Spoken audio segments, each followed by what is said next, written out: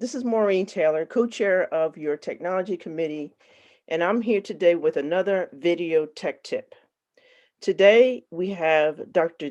D. Sanders, who is a optometric physician. She's also a co-chair of our physical and mental health committee. And today we're going to talk about blue light and the effects it has on our eye health. So welcome, Dr. D. Thank you, Sarah Marine. Happy to be here. Thank you for being with us today. So, Dr. D, we're spending a lot of time in front of our computers and our devices these days, and especially with the pandemic, kids are doing school from home and everyone is working from home. And we hear a lot about blue light and the effects it has on our eye health. So, let me start from the beginning. What exactly is blue light? So, when we think of light, we usually think of just white or brightness, but in reality, light has lots of different colors as part of its spectrum. So, we only see that when light becomes a rainbow. And when the moisture in the air hits like just in the right spot, we get this beautiful rainbow. And that's when we're able to see the different colors that are included in actually what we see every day as light. Mhm. So, one of those color spectrums is blue. And so it's associated with a wavelength of a certain length. And it's talked a lot about because it's the most energy driven wavelength of life. Okay, all right. Mhm. So now, what is the impact of blue light exposure? How come I'm hearing so much about blue light exposures these days? Well, you're hearing more about it because of the excessive use of computers. It has been something that's been on our in our vision as eye doctors for many many years since computers became an everyday sort of way of life.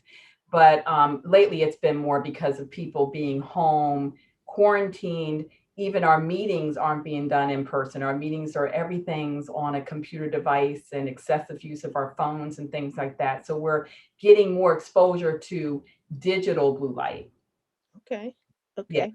Mhm. So I understand, blue light can have an effect on our sleep. If you're looking at your phone right before you go to bed, it could impact your sleep patterns and perhaps even damage to your eyes. Can you talk about that a little bit?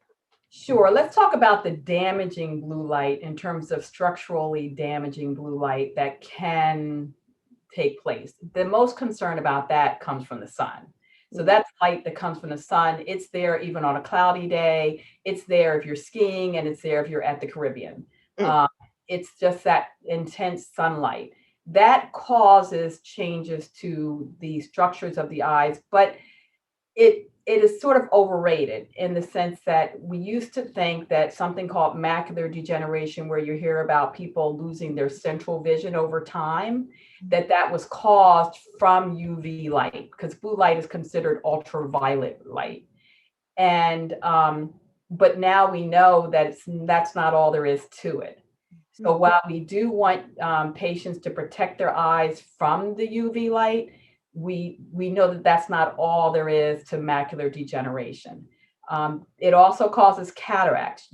UV light from the sun causes cataracts, which is a structural change inside of the eye, and those are the areas of the eye that are affected by the sun's rays, by UV light from the sun.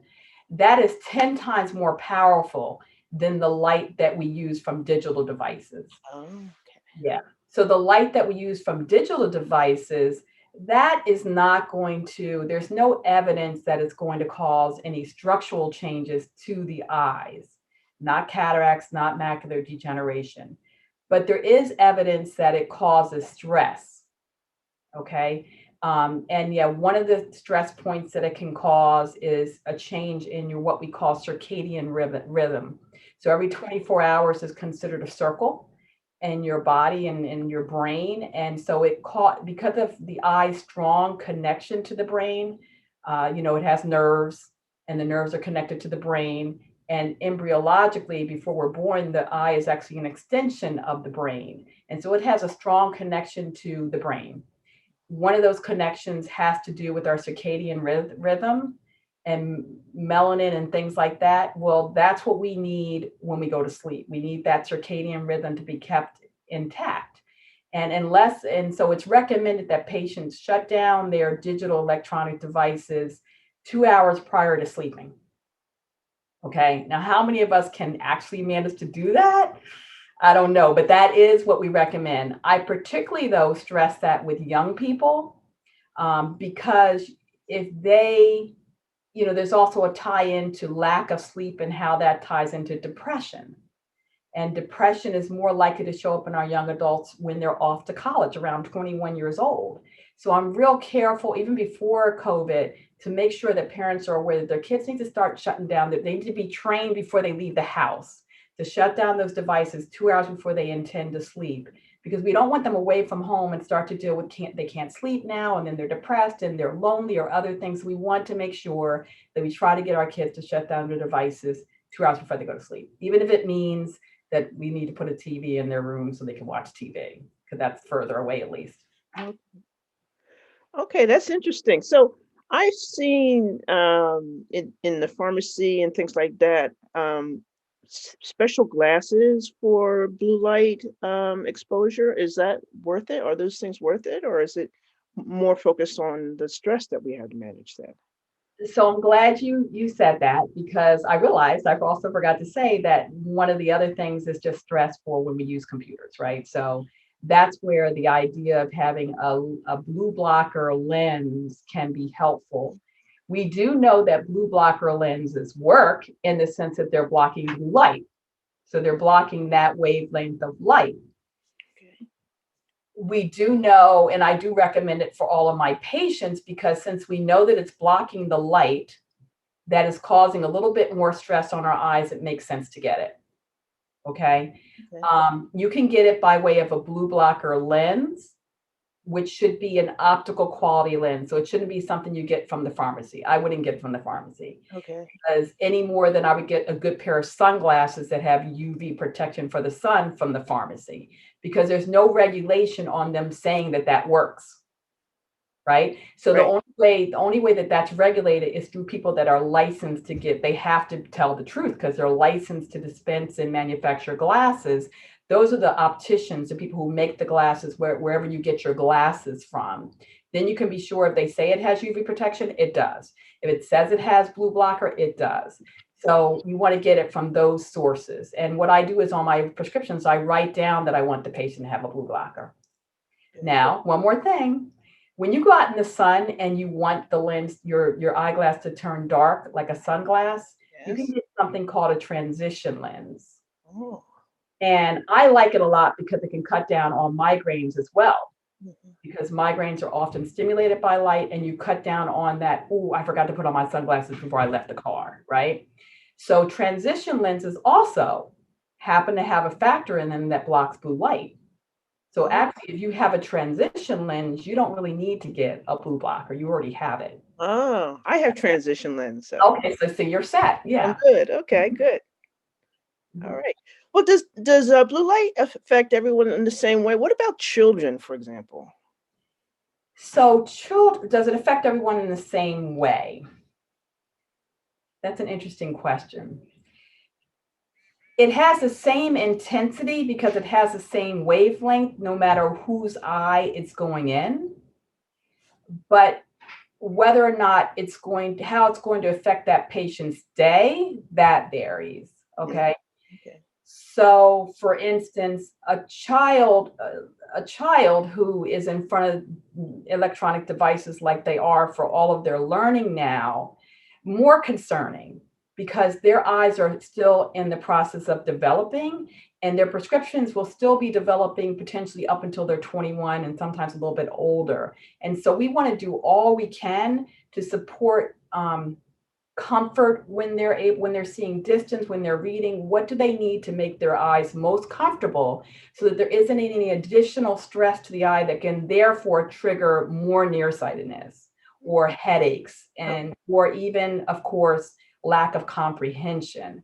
Since 80% of our learning is through vision, if we have vision, it's 80%. And so we want that 80% to be at 100 in terms of its performance. good, good.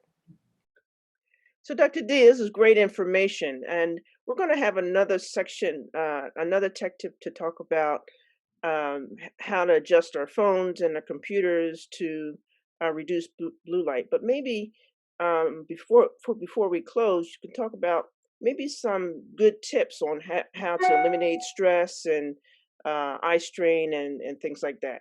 Okay. So let me tell you one of the most important things is something called a 50-10 rule, which means every 50 minutes you take a 10-minute break from your computer. It needs to not be that you're texting because that's a computer too. It needs to not be surfing the net. It really kind of needs to not even be watching the TV. It's better if it's kind of break where you're either taking about 10 minutes and washing some dishes, cutting up some vegetables for dinner. You're putting a load of laundry in, you're taking a load of laundry out. For kids, it could be any of those things also. It could be that they take 10 minutes to clean their room in between each 50 minutes. And then by the end of the week, I always tell them you're done and then you have free time for your weekend. But for kids, I also really, and it's good for adults too, to do something like play ping pong or, you can go out and shoot some hoops or kick a soccer ball around. So I like the kids to make sure that everyone to get outside every day as well. But 10 minutes where you're doing something separate from the computer is really important. And really, if you drink enough water, you're going to take those breaks naturally. True, And true. then that will also help your body to not be dehydrated. The other tips would be if you have, especially for children, to get them away from the computer all day, if there's a way to attach their computer to your TV by way of a USB cord so that they can begin to watch their classes on TV instead of computer, that's awesome. If you have more than one child, they can rotate. One child does it on Monday, another child does it on Tuesday. That's really good. Gets them a little bit further away from the screen. Also, you want to make sure that the light that's around your computer, is pretty much equal to the light that's emanating from your computer. You don't want to work in a dark room with a bright screen. Mhm. Then you also want to get those blue filters we talked about, or the transition lenses, because we know that it does block the blue light. So we know that that could be helpful. And then also distance. You got to make sure things are at the right distance from you. So most computers should be about 20 to 28 inches away from you. For an adult female, usually that's about this far away from here to here, is 20 inches. So about 20 or 28 inches is typically correct, but you should ask your eye doctor also, because sometimes I'll tell a patient that they need to bring it further or closer based on something about their eyes. Then we're going to talk about vertical alignment. So you want to make sure your computer is at your eye level, ideally. And so you can make that happen by getting like a little shelf that you would put your pots and pans on inside of your Yeah. cabinet. Get one of those. I got one of those and raise my computer up so that it's at my eye level. It's really nice, and you can stick some papers under it too, so it's very practical. So those types of tips are really important. And then the tips that you guys are going to give later about how to adjust your screens, that's going to be important too. Okay. And one more thing, glasses. Uh, Make sure that you have the right prescription, okay? Don't just go to the drugstore and pick out something unless sometimes I'll tell my patients, you can get this power from the drugstore, okay? Sometimes I'll do that. But you don't want to go yourself because you'll have a tendency to pick out something that's really too strong. That's what tends to happen. okay. So the best type of glasses for computer, I'm pretty much recommending it for all of my patients that are adults, is computer glasses. And Uh-huh. that's not about the blue light. That's about the right distance for the right power. So those are glasses that, unlike your progressive lenses or your multifocals, where you have the top is for distance and you have computer in the middle and then reading at the bottom, instead of sharing that lens with 3 powers, you're sharing that lens with just 2 powers. The top is for the computer distance, which is about, like I said, arm's length, and the bottom is for reading. So people call it different things, different places you go, but the top is for computer and the bottom is for reading. Those are two different focal points, and your eye needs that accommodation, especially when you're over 50. Your eye can't focus as well. So Yeah. you want to have the specific distance for what you need. So those are real helpful too. Excellent. Mhm. Excellent. So thank you so much, Dr. D. This has been so educational for me and definitely for our audience. I hope so. You're So welcome. It's a thank privilege. you very much for your time. I know you're very busy. For our audience, thank you for watching this video. Stay tuned for our our phase two. We'll talk about how to change options on your phone and computer to reduce blue light. So thank you very much for viewing our video. Bye. Hi, thank you.